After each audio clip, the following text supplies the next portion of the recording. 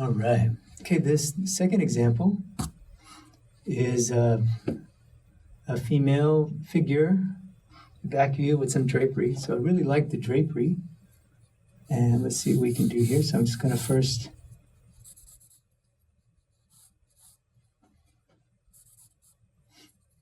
and I already have a metaphor in mind for this drawing.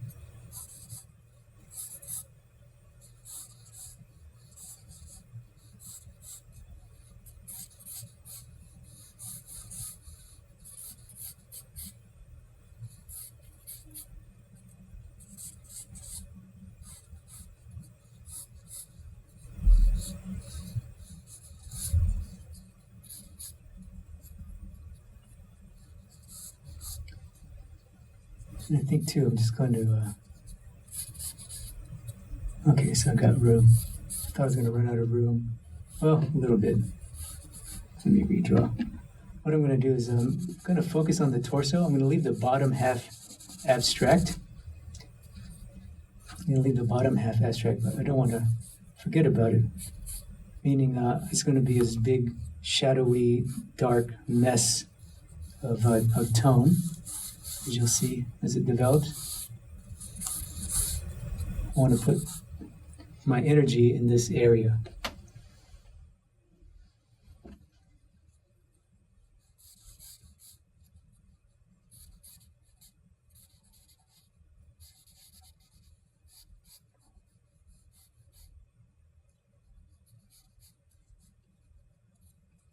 And for this one, I'm not going to draw the shadow shape like I did last time. I think that's not going to be necessary here. Oh, maybe here. Just so I have an idea of what... Yeah, okay, good. Because again, this is exactly like painting.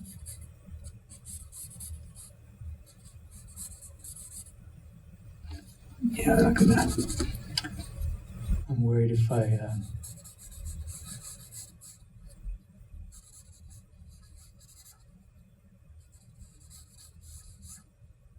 spend too much time on the details.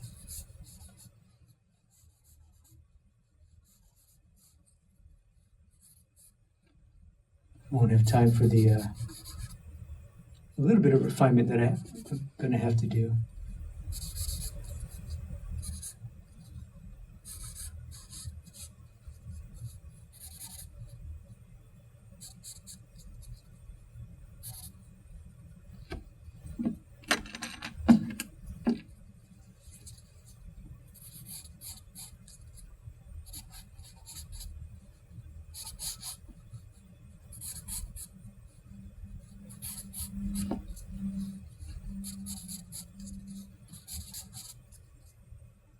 Okay, let's get our flat brush out, aka the willow stick. I'm just going to block in the tone using very crude marks and hope for the best. No, I'm kidding, I'm not going to hope for the best. I know it'll be okay. I know it'll be okay.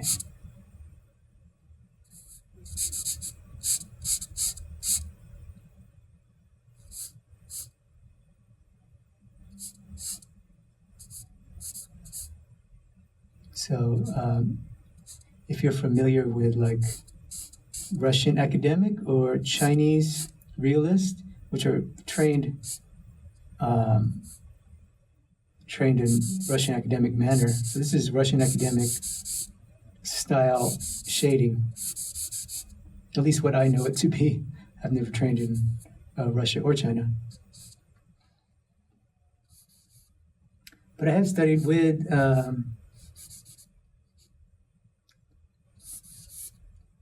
some Chinese realists who came to America from the famous Chinese academies, and they draw in this Russian academic model. So already I'm liking this look. I don't know what you guys think at home, but I like this painterly look. It feels like a statue. I love it. And notice the shape. Remember I said shape look what we can get, the read we can get, right? It's already feeling like a figure. And watch this, I'm going to start to soften that edge just simply just by tapping or lightly glazing over the core shadow. You can start to soften that edge and really do a lot of work. So that's the power of the willow. And if you haven't tried it, I would try it. And I would encourage you to try it for two reasons. One, because it's fun. Two, you can do these beautiful marks. And three, willow is hard. It's hard. There's a learning curve. I ain't gonna lie. I'm gonna be honest with you. So you might as well get started. Because that learning curve is rough. Even I have to constantly practice with it to get good dexterity. So actually, I'm pretty happy with this. Let me get this arm in there.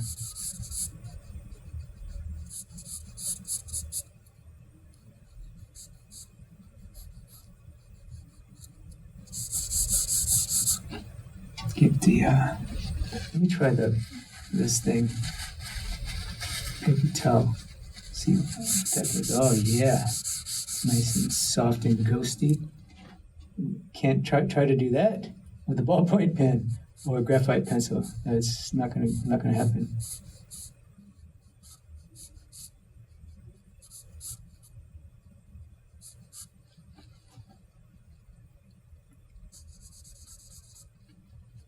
And let's see if I can.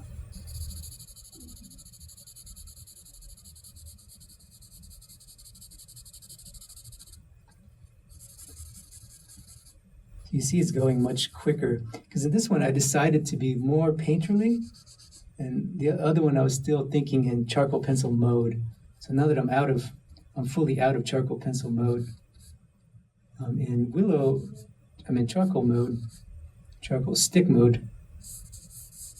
I'm able to get these results faster, right? It's only been a few minutes, and we're already at a pretty good point. I almost want to call this foot out. I'm tempted to call it out, but I'm going to leave it alone because I don't want to spend too much time here. I'd like to do at least one more example.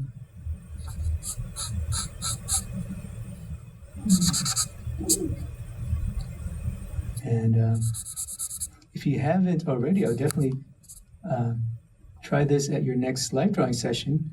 For those of you who do go to the life drawing,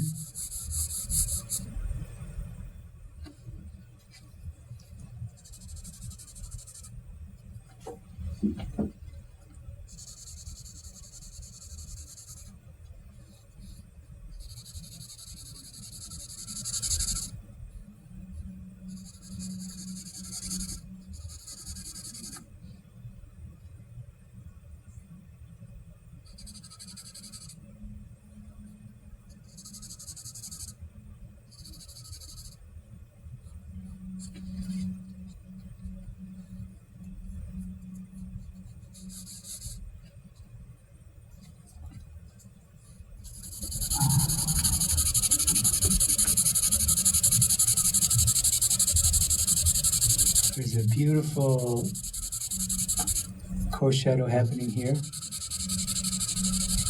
And I'm not even going to attempt it with the stick. It's going to be all suggestive. That's another thing that the willow teaches you, is to suggest. Is to learn how to suggest detail. I mean, everything you learned in this series so far is really about suggesting. We're not taking anything too literal. We're not being too quote-unquote real by any means. We're not being photoreal. We're not trying to be photoreal. But we're always suggesting detail. Like I say time and time again, I think a lot of times what you leave out looks better than what you put in. So that's my philosophy.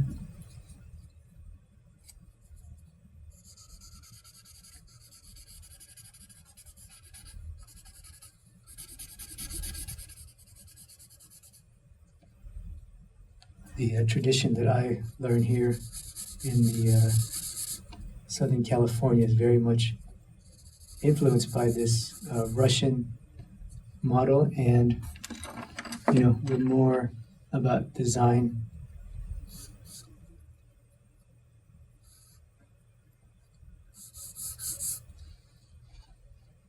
Okay, so now pretty much done. I'm just gonna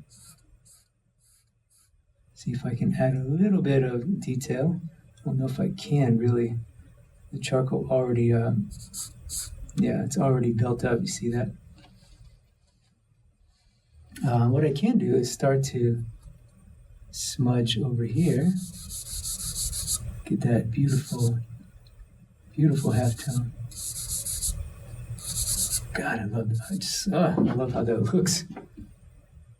Because I know how painfully, if I tried to get that with another tool, it's so painful. That's why I really, really love charcoal, especially willow.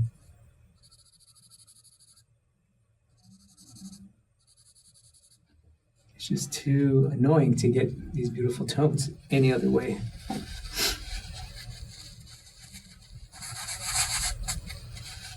That one kind of lifted it off. Even the stump has a bit of charcoal on it, so it creates a beautiful tone in and of itself. I'm also dragging it over. And of course we lost it, but we can always find it. Combination of both, bringing the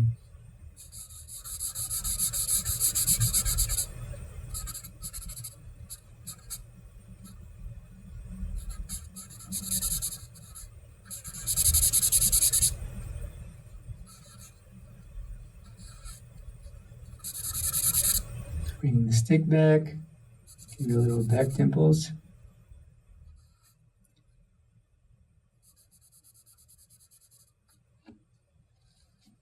And then I'm going to erase out.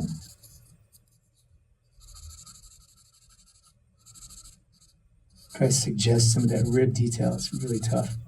This tool is so crude.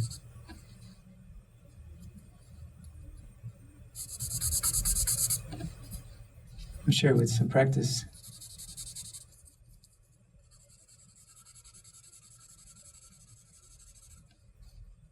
be able to get that, no problem.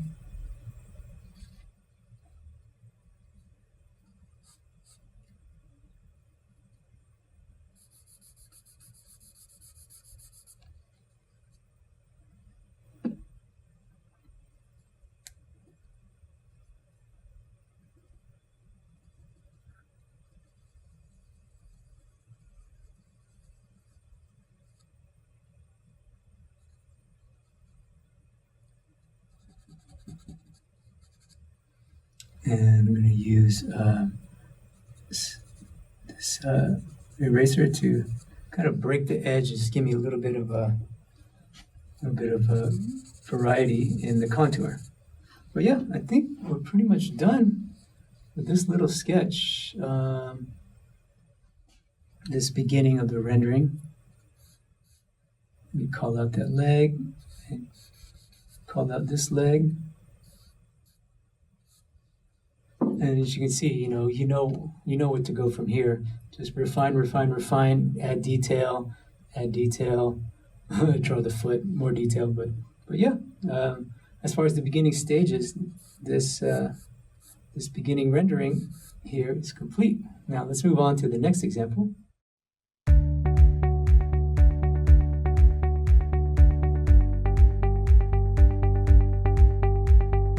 Hello, my name is Chris Legaspi, and welcome to this lesson on rendering and shading. Here we're going to focus on willow charcoal. We're going to be using newsprint again, but this time we're going to be using willow charcoal sticks, so it's going to be a lot of fun.